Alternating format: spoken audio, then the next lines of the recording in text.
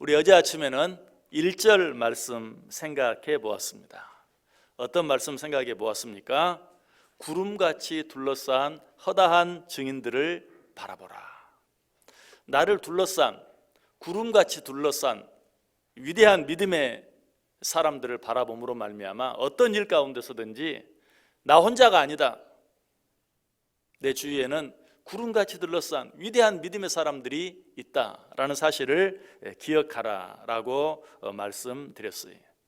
자, 그런데 구름같이 둘러싼 허다한 증인들을 바라보는 일과 더불어서 또 한 가지 우리들이 해야 할 중요한 일이 있어요. 그것이 무엇일까요? 2절 말씀 보시길 바랍니다. 믿음의 주요 또 온전하게 하시는 이인 예수를 바라보자.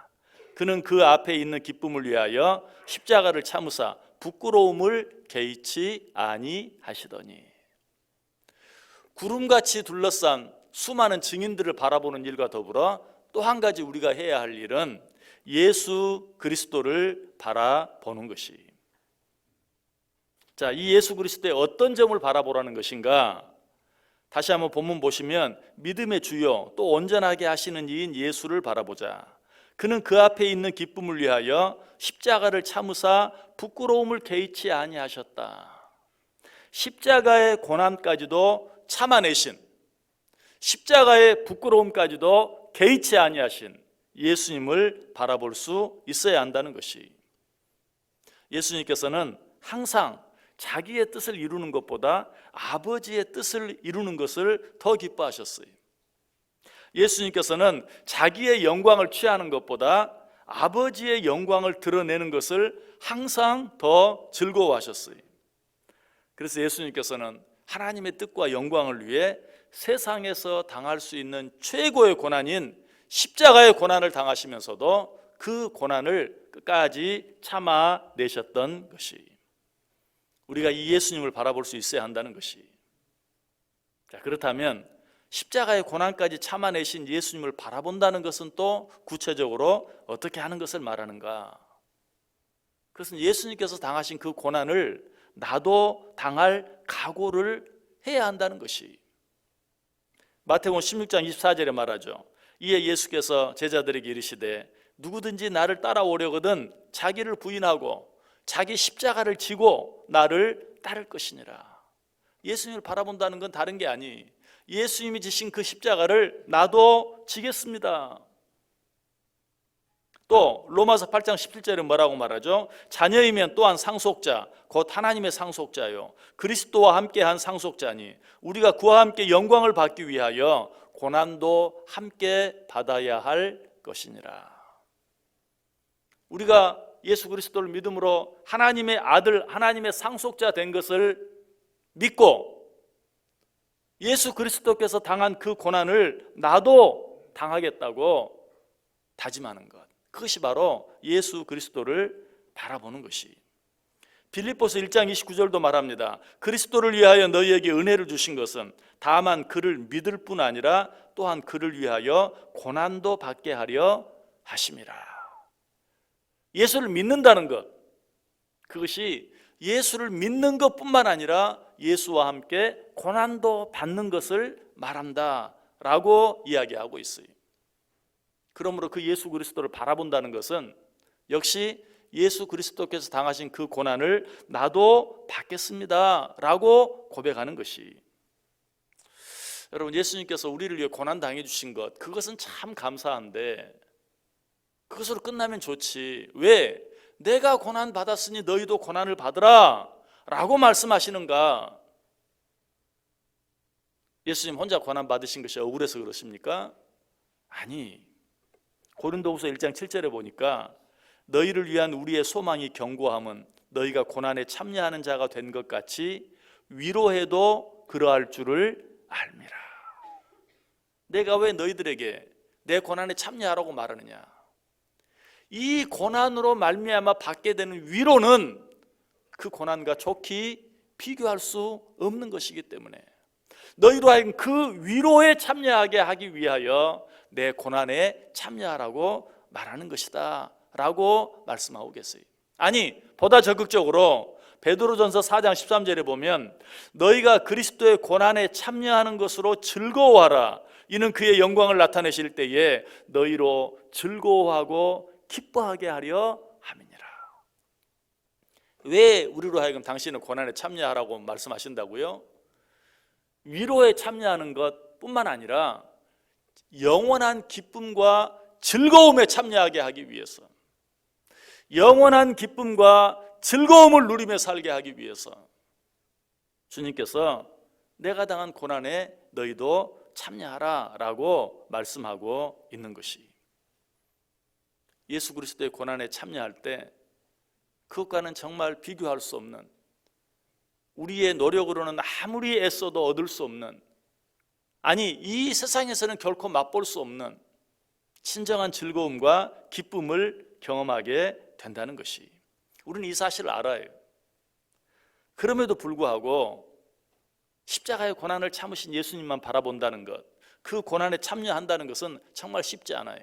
어쩔 때는 정말 견딜 수 없을 만큼 고통스러울 때도 있어요.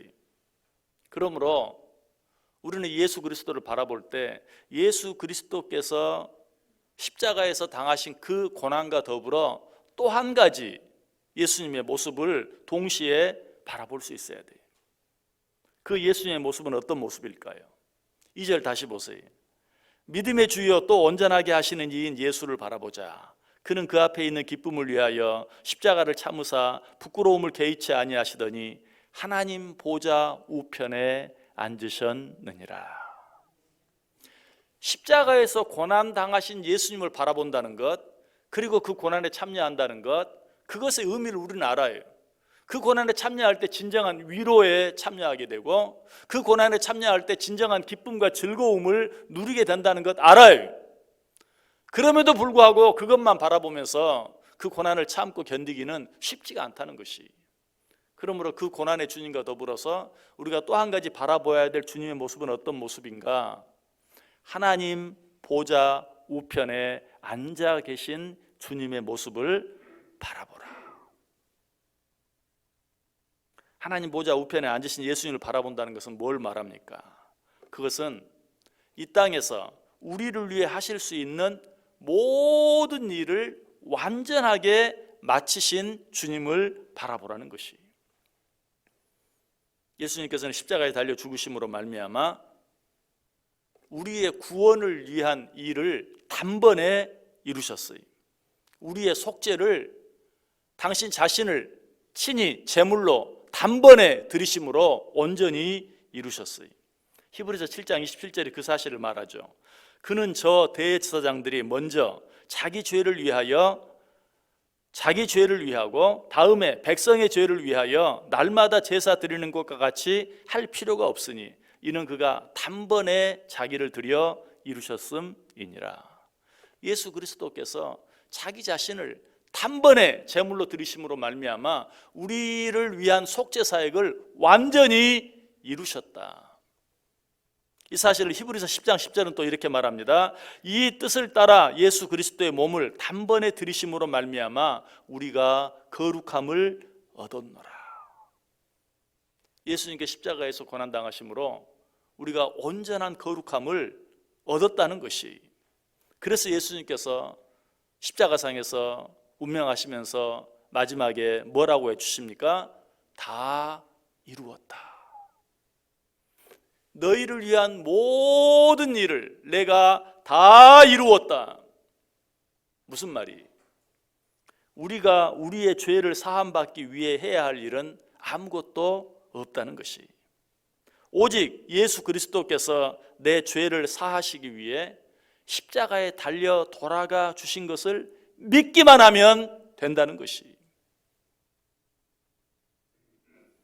그러므로 우리가 지은 어떤 죄, 또 그 죄에 대한 죄책감으로 우리를 참소하는 자가 있을 때 우리는 이 예수님을 바라보아야 돼. 예수님께서 다 이루셨다. 예수님께서 자신을 단번에 들이심으로 우리의 속죄 사역을 완벽하게 이루셨다. 그러므로 나는 그런 것들 때문에 더 이상 괴로워할 필요가 없다. 더 이상 두려워할 필요가 없다. 그리고 이렇게 줄 수 있어야 돼요. 우리 주 예수 그리스도께서 나를 위하여 다 이루셨다. 믿으십니까? 다 이루셨어요. 우리는 그 예수 그리스도를 바라보아야 돼요. 내가 해야 할 일을 예수님께서 다 이루어 주셨어요. 너희는 그 예수님을 바라보라. 예수 그리스도께서 하나님 보좌 우편에 앉으셨다는 것은 바로 그걸 말해요. 우리를 위한 모든 일을 다 마치신 주님, 다 이루신 주님, 너희는 그 주님을 바라보라. 자, 그런데 하나님 보좌 우편에 앉으신 예수님을 바라보아야 한다는 말씀 속에는 또 하나의 중요한 교훈이 있어요. 그것은 무엇인가? 예수님께서 우리를 위한 모든 일을 다 이루셨어요. 우리는 역시 그 사실도 알아요. 그래서 이제는 우리가 두려워할 일도 없고 염려할 일도 없고 불안해할 일도 없다는 것을 알아요. 그럼에도 불구하고 우리의 삶을 보세요. 육신을 가지고 시간과 공간의 제한을 받는 이 세상을 살아갈 때 여전히 힘들고 어려울 때가 많아요. 눈앞에 상황이 바뀌면 나도 바뀌어요. 변해요. 금방 불안해져요. 염려와 근심과 걱정 가운데서 어떻게 할 줄을 몰라요. 우리 예수님께서는 우리를 위해서 필요한 일을 다 이루시고도 여전히 육신을 가지고 불완전한 육신을 가지고 이 세상 가운데 살고 있는 우리를 위해서 또 한 가지 일을 하세요. 그 일이 무엇일까요? 로마서 8장 34절에 나와요.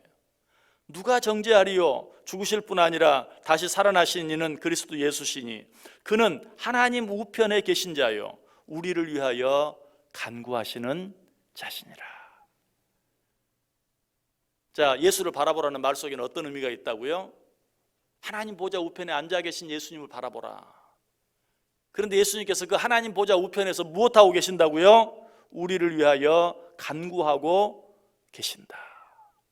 우리를 위한 모든 일을 다 이루어 주시고도 여전히 쉬지 아니하시고 그 보좌 우편에 앉으셔서 지금도 우리를 위해 기도하고 계신다.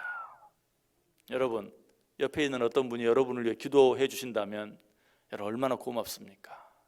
얼마나 그 사실이 힘이 됩니까? 이 세상에 그것처럼 힘이 되는 일이 없고 그것처럼 감사한 일이 없어요.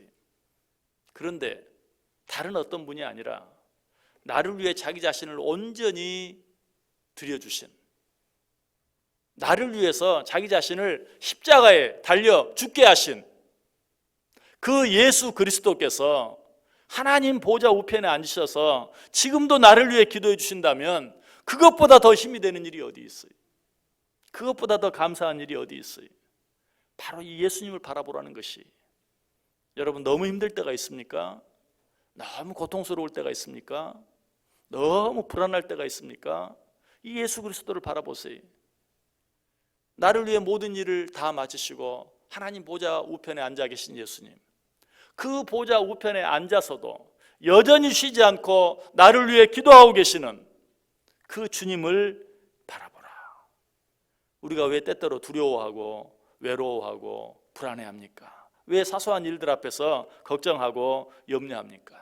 상황이 어려워서입니까? 아니, 나를 위해 모든 일을 다 이루어 주신 주님을 바라보지 못하기 때문에, 그러고도 부족해서 여전히 그 하나님 보좌 우편에서 나를 위해 기도하고 계시는 예수님을 온전히 바라보지 못하기 때문에 그래요.